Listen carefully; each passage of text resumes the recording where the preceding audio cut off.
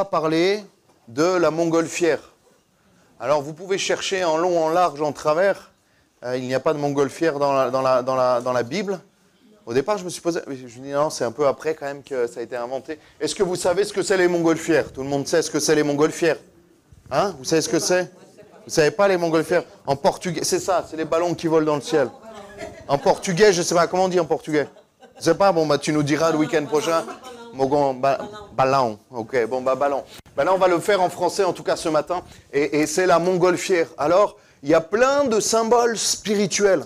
Je vous vois avec vos yeux et vos têtes qui me disent, mais il va pas bien notre pasteur, la chaleur en train de le fatiguer.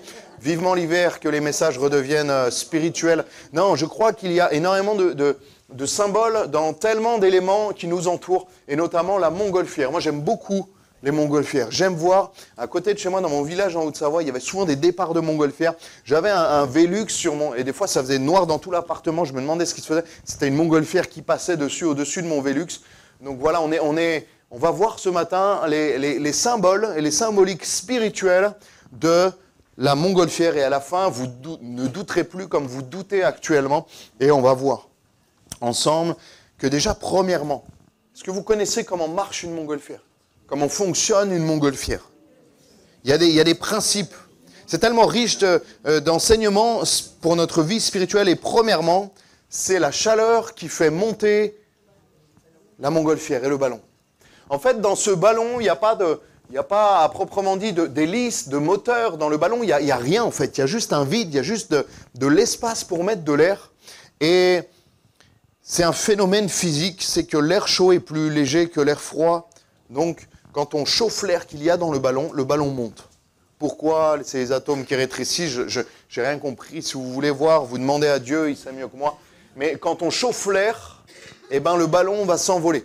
Donc il y a un gros combustible, un gros moteur qui va envoyer une grosse flamme dans ce ballon pour chauffer l'air qui est à l'intérieur, qui va devenir plus légère que l'air froid qui est autour, qui va devenir plus chaude et donc plus légère que l'air froid autour, et le ballon va s'élever. Et on va voir que, il y a beaucoup de symboles. Ésaïe 40, verset 31 nous dit « Mais ceux qui se confient en l'Éternel renouvellent leur force. Ils prennent leur vol comme l'aigle, ils courent et ne se lassent point. Ils marchent et ne se fatiguent point. » Est-ce que ce matin, tu veux prendre ton envol comme l'aigle? Prendre ton envol comme la montgolfière. Je nous invite à, comme cette image, que ça soit l'église en fait. Cette église, c'est pierre vivante, on le sait, mais aussi c'est montgolfière qui monte dans la présence de Dieu, qui monte rejoindre le Seigneur. Nous avons besoin de monter pour rencontrer Dieu. Nous avons vraiment besoin de monter pour rencontrer Dieu. Monter, ça veut dire quoi? Couper, peut-être à des moments, pendant certains jours, certains temps de notre vie, couper avec ce qui peut nous entourer, avec notre vie qui nous entoure, avec le téléphone. Moi, je laisse mon téléphone 1 heure, 2 heures dans un coin. Quand je le récupère, j'ai 18, 36 notifications, encore plus si le groupe de jeunes s'anime. C'est comme ça, j'en ai 72 s'il y a le groupe de jeunes. Mais voilà, des fois, j'aime bien mettre mon téléphone de côté et juste prendre du temps. J'allume mon moteur, la flamme, je pars avec le Seigneur, juste lui et moi, alléluia. Et ça fait du bien des fois de couper. Et l'Église favorise ces temps-là. L'Église favorise le fait de monter pour rejoindre le Seigneur. Et dans beaucoup de textes de la parole de Dieu, le Seigneur a invité des hommes, des femmes à monter sur la montagne. Notamment ce quand on l'a lu, il y a ce verset clé qui dit de monter tôt sur la montagne de l'Éternel. Et là, il nous est dit, on prend l'exemple du buisson ardent. Quand Moïse va être sur la montagne, à Horeb, Dieu va lui parler puissamment. Dieu va également demander à Moïse une autre fois de monter sur une montagne pour recevoir les tables de la loi. Dieu va demander également, au travers du Seigneur Jésus, aux apôtres, aux disciples, de monter dans la chambre haute pour vivre quelque chose de particulier qui est la Pentecôte. Le Seigneur va prendre quelques disciples avec lui, notamment 3, pour monter sur la montagne, pour vivre la transfiguration. Ils vont monter pour symboliquement enlever et s'éloigner de tout ce qui peut être charnel, de tout ce qui peut être terrestre. Vous savez que la vallée nous parle du péché, de l'épreuve, de toutes ces choses qui sont ténébreuses, qui sont mauvaises. Et le Seigneur nous demande de monter à la montagne. Alors moi, j'aimerais bien monter à la montagne, à ma montagne, mais le Seigneur nous invite à monter à la montagne. de l'Éternel. De monter en fait à la montagne. Pourquoi? Parce que plus on s'élève, moins il y a de bruit. Plus on entend la création, plus on entend les petits oiseaux, plus on est propice, j'ai envie de dire, à rencontrer Dieu, à entendre la voix de Dieu. Parce que dans la vallée, on a des fois du mal à l'entendre. Et Isaïe 58, verset 14 nous dit « Alors tu mettras ton plaisir en l'Éternel, et je te ferai monter sur les hauteurs du pays. Je te ferai jouir de l'héritage de Jacob, ton père, car la bouche de l'Éternel a parlé. Je te ferai monter sur les hauteurs du pays. » Alléluia, on a besoin de mettre des temps à part. Est-ce que tu mets des temps à part dans la présence de Dieu? Réponds-toi dans ta tête pour toi-même. Est-ce que tu mets des temps chaque jour, même un quart d'heure? Je crois que le Seigneur mérite au moins un quart d'heure de notre temps par jour. Au moins, un temps à part. La Bible nous dit, va dans ta chambre, ferme la porte. Elle a pris ton Dieu, et ton Dieu qui t'entend t'exaucera. Alléluia. Est-ce que tu prends du temps à part pour toi? Où tu dis à tes enfants, gérez vos vies, moi, maman, papa, là, il va dans la chambre. Tu dis même à ton épouse ou ton époux, moi j'ai besoin d'un temps avec Dieu, laisse-moi un quart d'heure, laisse-moi une demi-heure, une heure. Tu mets de la louange si tu as besoin, tu y vas avec ta Bible, juste un peu de musique ou pas forcément, juste la parole de Dieu. Et Dieu, il est déjà là, Dieu, il te suit en fait. Est-ce que tu prends du temps à part avec le Seigneur, des temps personnels dans ta journée? Et avec les réunions de l'église où tu peux t'élever comme ça pour voir et goûter à la présence de Dieu. Ésaïe, toujours 55, verset 9, nous dit « Autant les cieux sont élevés au-dessus de la terre, autant mes voix sont élevées au-dessus de vos voix, et mes pensées au-dessus de vos pensées. » Si on s'élève, symboliquement et même spirituellement, on va se rapprocher des pensées de Dieu. Si tu t'élèves avec ta montgolfière, là, si on peut remettre l'image entre les textes bibliques, si on s'élève comme cette montgolfière, eh ben on va rejoindre les pensées de Dieu. On a tendance à plus rejoindre les voies de Dieu. On a tendance à plus comprendre ce que Dieu veut. On a tendance, quand on s'élève dans la présence de Dieu, à mieux comprendre, à mieux entendre sa voix, que quand on est là, à côté de la double voie ou de l'autoroute et qu'on a tous les bruits, on a tout ça qui peut nous agresser même spirituellement et nous freiner ce que Dieu veut nous donner. Est-ce que tu prends du temps avec Dieu? Est-ce que ce matin, tu veux être une montgolfière spirituelle? Amen, moi je veux être une montgolfière spirituelle. Alors tu choisis laquelle tu veux être.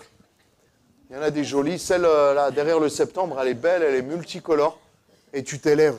Et il y a plein de symboles, on va les voir ensemble. Est-ce que vous savez qu'avant de s'envoler, elles partent du sol, du coup, il y a un panier en fait. En bas, les gens ils sont sur un panier, c'est un panier de quelques mètres carrés. Un panier très solide, c'est une plateforme en fait avec un panier et la plateforme est reliée au ballon, à la montgolfière et pour décoller, ils vont cracher le feu pour chauffer le ballon, pour gonfler le ballon et réchauffer l'air et du coup que la montgolfière s'envole.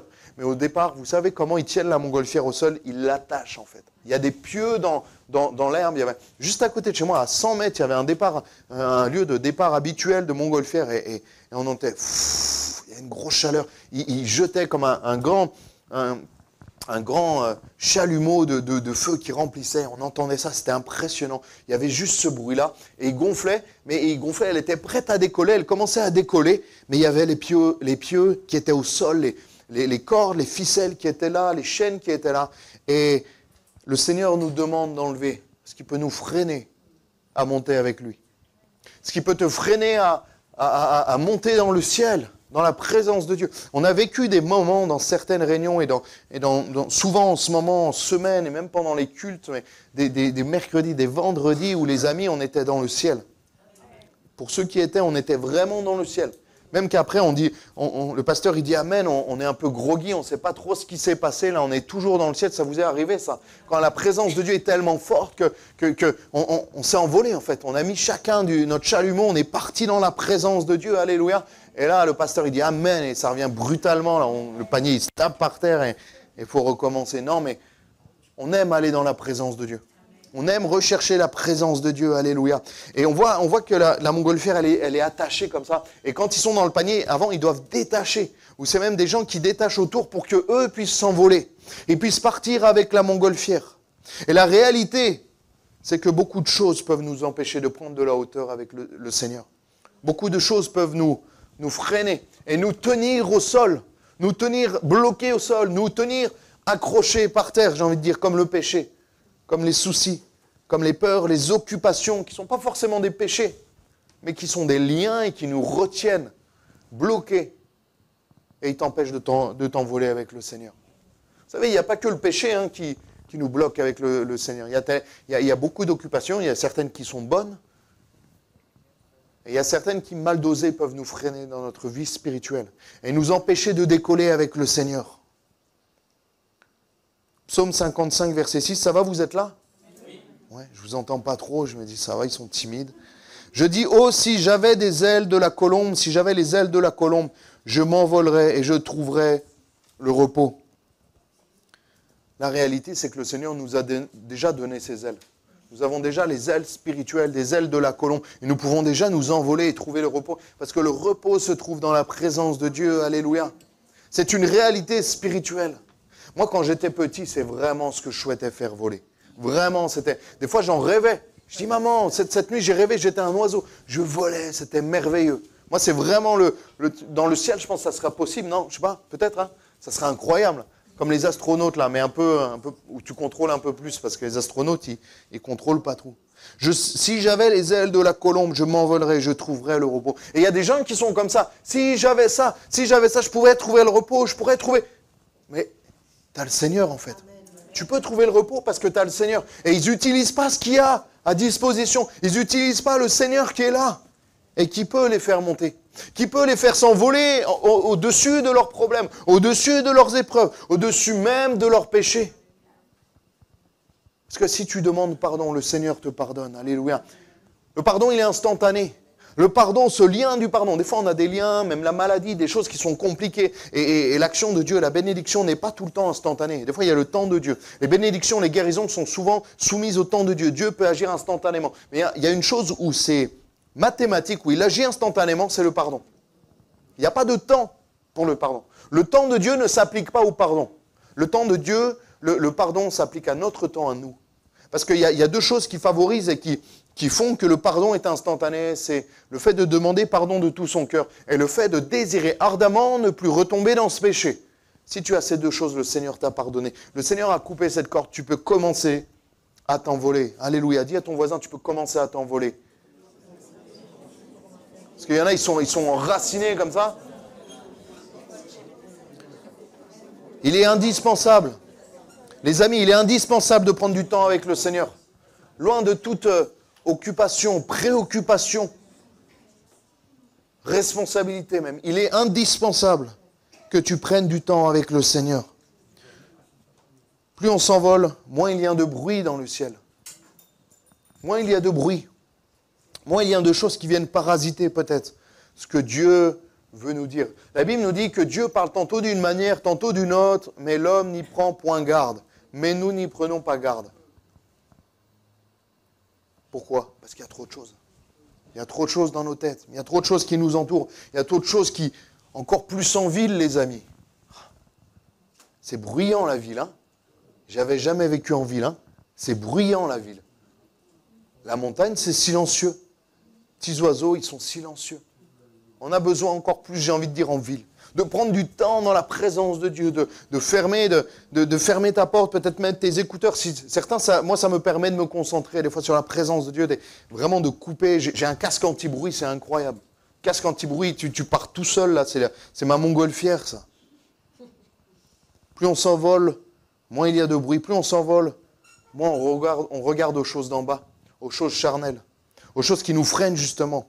Et plus on s'envole, plus on se rapproche de Dieu symboliquement, et plus on se rapproche des choses spirituelles. Et notre cœur, notre âme, notre corps doit être nourri de choses spirituelles. De quoi nourris-tu ton corps? De quoi nourris-tu ton âme et ton esprit? De choses, excusez-moi, j'avais un mot un peu violent qui me venait à la tête, je vais essayer de l'adoucir.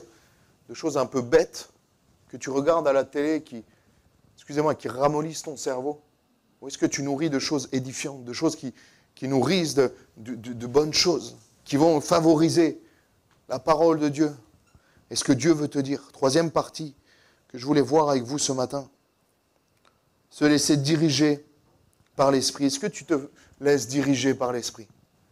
Est-ce que le Saint-Esprit est vraiment ton guide? dans ta vie de tous les jours, dans chacun de tes choix? Ou est-ce que c'est toi qui diriges ta vie? Ces montgolfières-là, elles ont une autre particularité.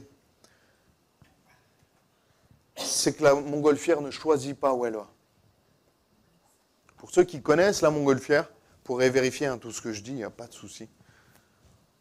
La montgolfière ne choisit pas où elle va. La montgolfière, dans la montgolfière, il n'y a pas de gouvernail, il n'y a pas de guidon, de volant. La montgolfière ne choisit pas où elle va. Il n'y a pas des ailes comme le parapente. Non, elle choisit juste la hauteur. Elle choisit juste la verticalité. Elle ne choisit pas à gauche ou à droite, là où elle doit aller. Le pilote de la montgolfière ne peut pas choisir où il veut aller. Il règle juste la hauteur du ballon en fonction du feu et de la chaleur qu'il met dedans. Vous réalisez le symbole spirituel. Quand vous allez voir une montgolfière, vous allez dire, mais c'est tellement fort, moi je veux être une montgolfière, je suis une montgolfière. Parce que tu choisis juste de monter ou de descendre dans la présence de Dieu, ou rester les pieds sur terre dans tes problèmes et dans ces choses charnelles et qui ne t'apportent pas forcément grand-chose. Ou alors tu choisis de t'élever avec le maître. Et la montgolfière, elle a une particularité, c'est qu'elle se laisse guider par le vent. L'homme qui a le moteur, j'ai envie de dire, le gros chalumeau, la chose qui crache le feu, il choisit juste d'allumer ou de fermer ce feu. Et plus il allume, plus il monte. Plus il ferme, plus il descend. Et on voit que, je me souviens, on avait, je ne sais plus si c'était pour Noël ou pour l'anniversaire de ma maman, on lui avait offert un baptême en montgolfière à côté de chez moi. Et c'est une vallée, en fait. Il y a une vallée, il y a mon village, et il y a le fond de la vallée qui est un peu moins joli.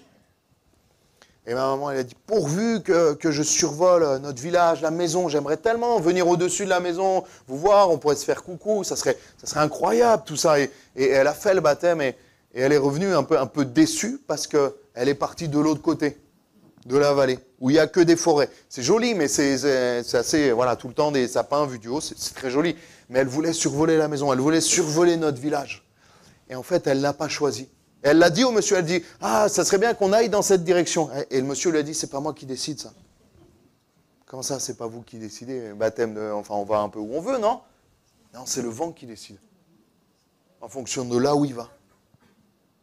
Et le monsieur, il a juste allumé la grosse flamme, ils se sont envolés et le vent les a amenés dans une direction.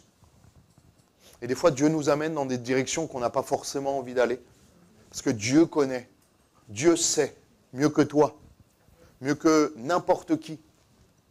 Mieux que même ta maman qui te connaît. Ma maman, à chaque fois, elle me dit, je te connais mieux que toi-même, c'est moi qui t'ai créé. Oui, mais Dieu me connaît encore mieux.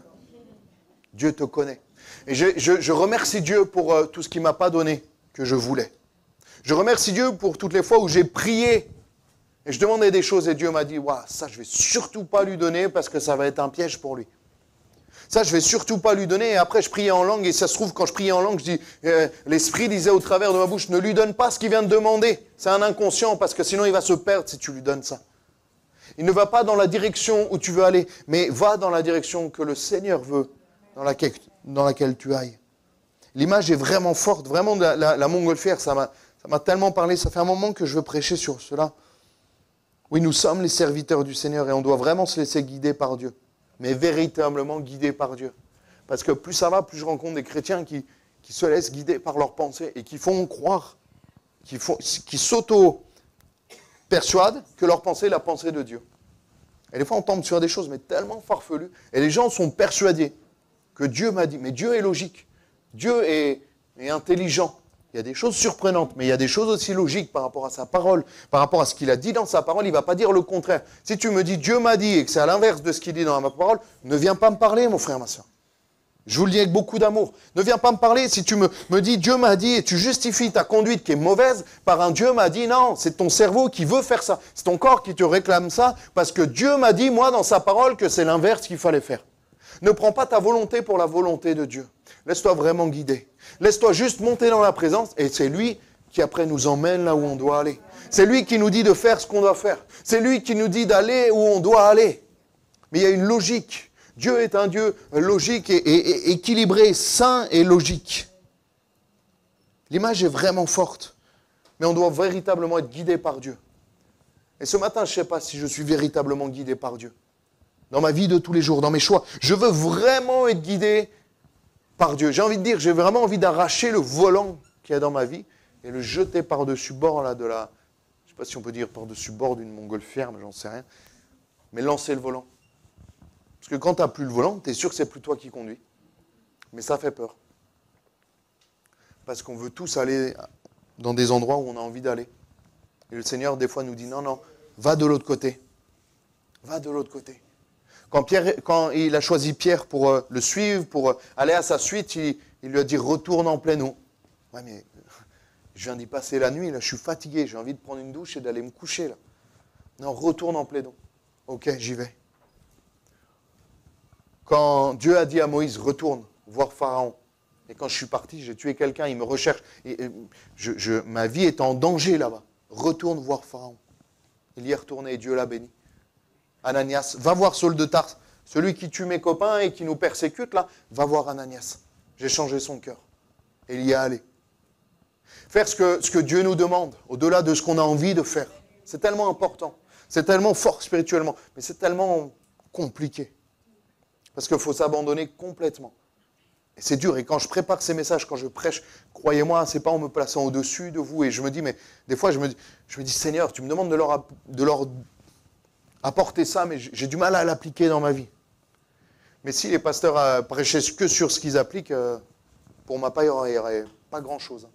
On doit s'appliquer ces choses-là. On doit véritablement le vivre. Et c'est tellement fort cette image de la montgolfière qui choisit juste la hauteur. Et nous, on choisit juste de s'approcher de Dieu ou pas, parce que ça, c'est toi qui le choisis. De venir à la réunion, c'est toi qui le choisis. De prendre un temps dans ta journée, de couper un quart d'heure, une demi-heure, une heure, de lire ta Bible, de chanter des louanges, de prier. Ça, c'est toi qui choisis, c'est pas Dieu qui va. Ta Bible, elle ne va pas se lever le matin et venir sur la table, s'ouvrir à la... Moi, j'aimerais bien, hein. Samuel, tu lis Ésaïe 55 ce matin et tu prêches sur le psaume 23 dimanche. Ça ne se passe pas comme ça. Ça ne se passe pas comme ça. Il y a des fois où je cherche, par exemple, un message pour l'église et pendant toute la semaine, ça ne vient pas. Et c'est le samedi soir où ça vient. Il y a des fois où je n'ai pas envie de lire ma Bible. Oh, pasteur. Je vous ai entendu, il y en a, les TTS, là, les orgueilleux, ils l'ont dit. Il y a des fois où je n'ai pas envie de prier, je n'ai pas le cœur à prier. Et le Seigneur me dit quand même, vas-y. L'autre fois, je me confesse à vous. J'arrive, je ne sais plus quand c'était, ma prédication, elle n'était pas prête. J'avais tout l'après-midi essayé de trouver la pensée de Dieu, je ne l'avais pas trouvée, j'avais rien pour le vendredi, pour le samedi. Je crois que c'était jeudi ou vendredi. Non, c'était jeudi, parce que ce n'était pas en allant à l'église. Et là, je me dis, Seigneur, j'ai cherché ta volonté toute l'après-midi, je n'ai pas trouvé ce que tu veux que je leur dise, c'est compliqué, je vais me reposer un peu. Et je voulais me regarder la télé, vous pouvez me huer, me jeter des tomates. Et je commence, et là, impossible de trouver la télécommande. J'ai cherché 5 minutes et je sentais qu'il ne fallait pas que je regarde la télé, mais j'ai persévéré. J'ai soulevé les coussins, j'ai regardé, et je me dis, mais elle est où cette télécommande? Seigneur, je peux juste regarder la télé. Et je cherche comme ça, et après j'ai abdiqué, je dis, bon Seigneur, et j'en étais sûr que j'allais retrouver quand j'aurais pris du temps avec le Seigneur, c'est toujours comme ça. Je prends du temps avec le Seigneur. La pensée de Dieu vient pour la prédication.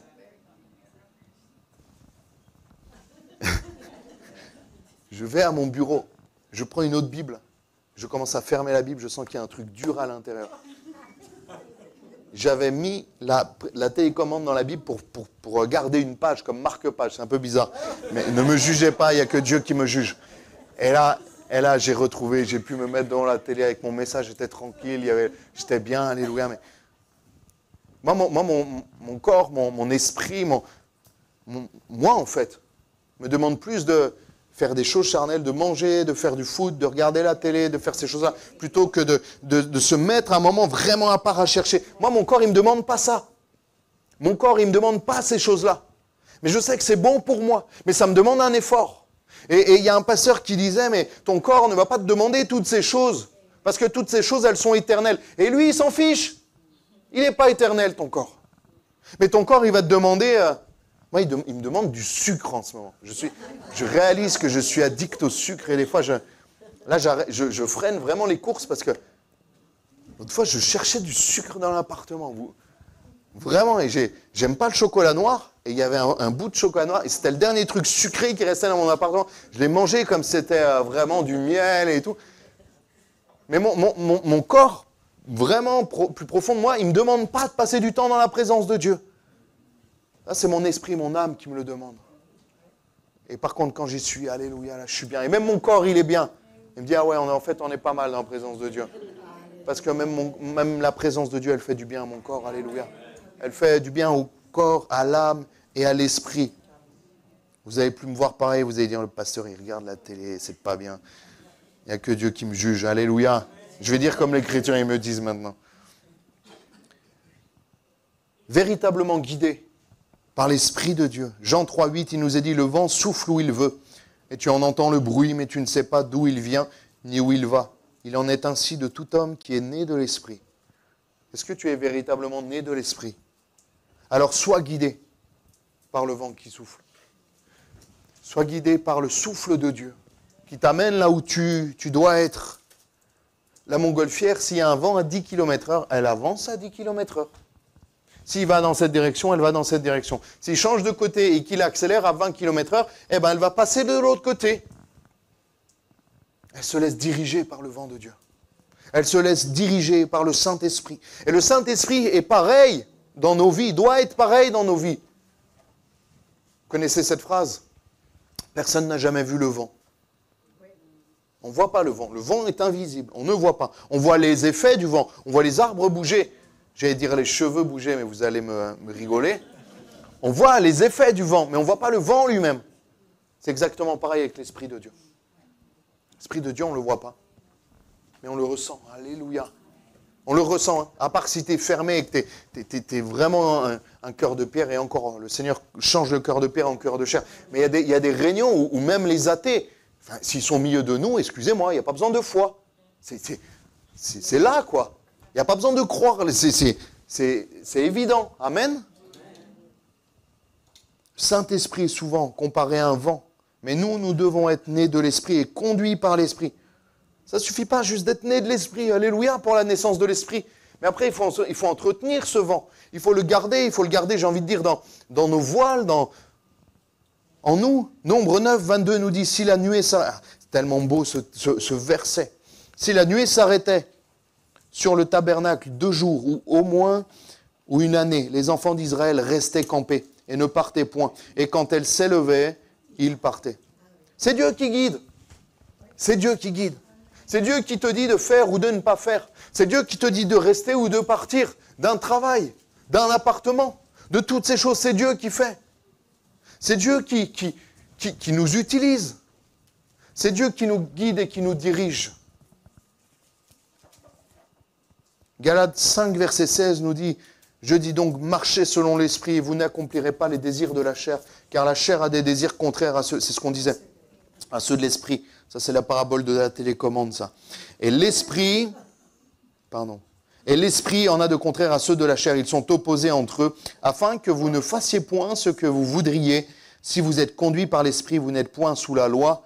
Alléluia. C'est tellement beau. Marchez selon l'esprit et vous n'accomplirez pas les désirs de la chair. On ne peut pas marcher et dans l'esprit et accomplir les désirs de la chair. C'est contradictoire. On doit choisir. On doit choisir et désirer. Psaume 18, 10. Il était monté sur un chérubin et il volait, il planait sur les ailes du vent. Wow. C'est tellement beau, la parole de Dieu, elle est tellement poétique, elle est tellement belle, tellement bien écrite.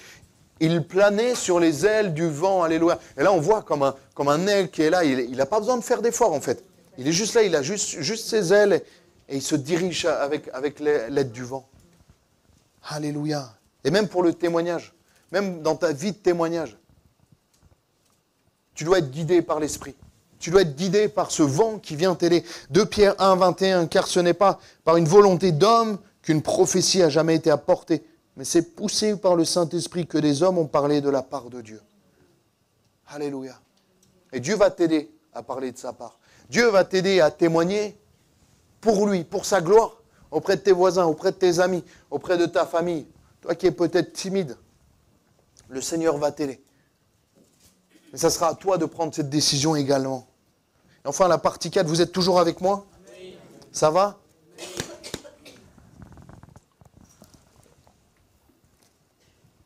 La montgolfière, elle a un défi, c'est ne pas redescendre.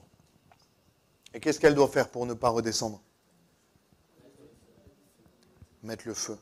Allumer le feu, comme notre ami Johnny nous disait. Pour ne pas redescendre, elle doit toujours mettre du feu dans le ballon.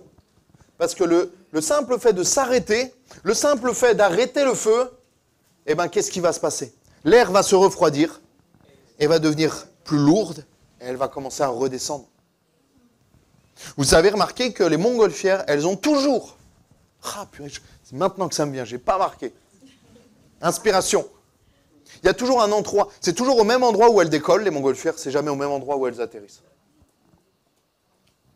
Je ne sais pas s'il y a des pasteurs qui ont déjà prêché sur les montgolfières, mais c'est tellement riche d'enseignements, vous ne réalisez pas. Moi, elles partaient toujours d'à côté de chez moi. Mais il y avait le 4x4 qui les suivait pour voir où elles atterrissaient. Ils ne savaient pas où ils atterrissaient. Ils réglaient la hauteur et en fait, en fonction, s'ils étaient au-dessus de la forêt, ils ne pouvaient pas atterrir, ils remettaient du feu pour atterrir, pour faire ça, pour au moins être dans un champ ou à côté d'une route. C'est Dieu qui dirige après.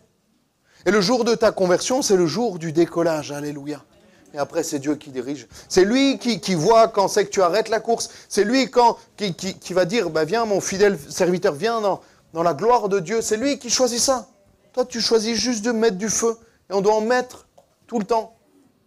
On doit en remettre tout le temps, mettre j'ai envie de dire, du bois dans le feu pour entretenir, pour qu'il y ait toujours cette chaleur, pour qu'il y ait toujours cette présence de Dieu, alléluia, en chacun d'entre nous. Il faut toujours rester là-haut et remettre du feu. Tant que tu remets du feu, tu seras dans la présence de Dieu. Tant que tu cherches la face de Dieu, tu seras avec lui. Mais par contre, il n'y a pas d'effort à faire pour se laisser aller. Il y a juste besoin de se laisser aller. Comme, moi, je compare souvent la vie chrétienne à la nage. Pour rester à la surface de l'eau, il faut nager, il faut bouger. Par contre, pour couler, il n'y a rien à faire. Moi, je vais couler, ouais, je me laisse. Mais pour nager, en pleine mer, là, se prendre des vagues dans la tête, en plus l'eau elle est salée chez vous, il y a besoin de nager. Ça demande un effort.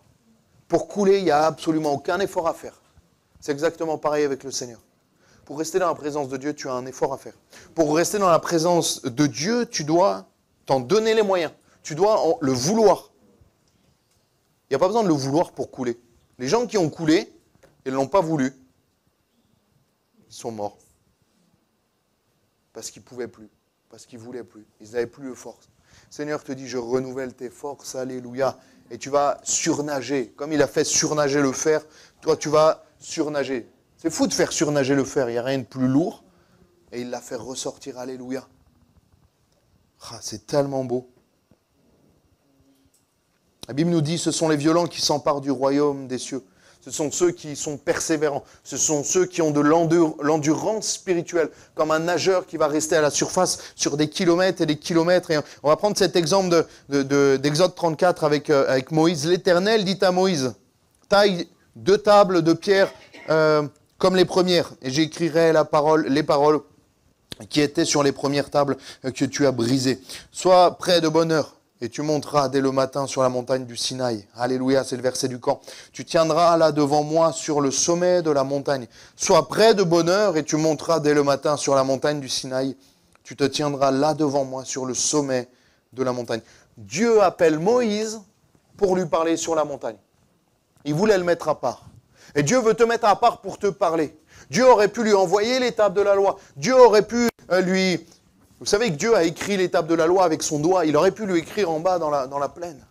Mais Dieu a voulu, Dieu a demandé à Moïse d'aller sur la montagne, de se tenir à part pour lui parler particulièrement. Verset 10, l'Éternel répondit, « Voici, je traite une alliance. » Alléluia. « Je ferai en présence de tout ton peuple des prodiges qui n'ont eu lieu dans aucun pays. » Et aucune nation, tout le peuple qui t'environne verra l'œuvre de l'Éternel. Et c'est par toi que j'accomplirai des choses terribles. Alléluia. Montez avec le Seigneur pour faire une alliance.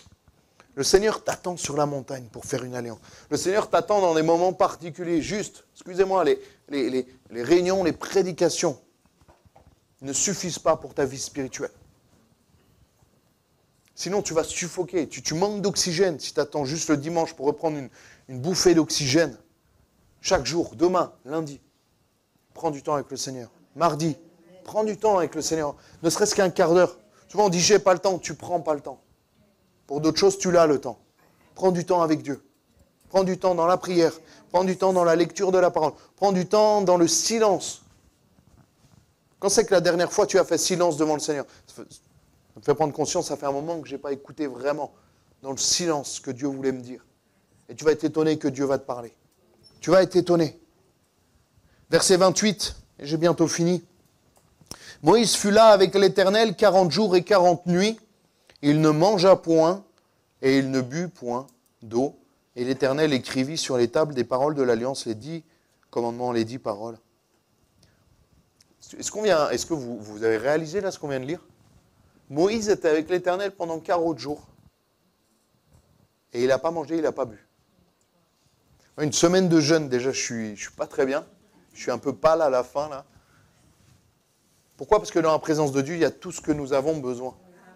Et dans la présence de Dieu, on vit le miraculeux. Un homme, une femme, n'est pas fait de plus de 3 jours à peu près pour manger encore. On peut tenir quelques semaines.